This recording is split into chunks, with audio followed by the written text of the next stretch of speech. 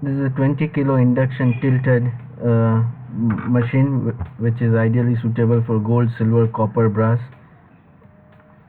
We are adding metal to the tilted. This is the generator unit that you see right now, and it is supplied complete with the digital chiller, which you can see here, and this is the temperature of the chiller water.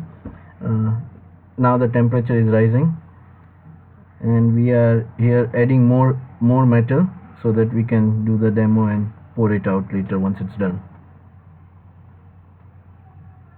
Here you can see the temperature increasing.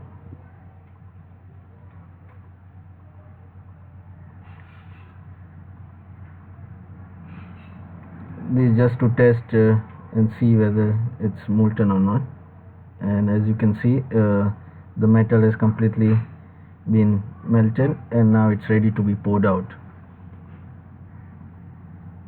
And here now we are showing how the machine is being operated to pour the metal out by tilted unit. We have kept a stainless steel container with the cold water where we are pouring the metal out into.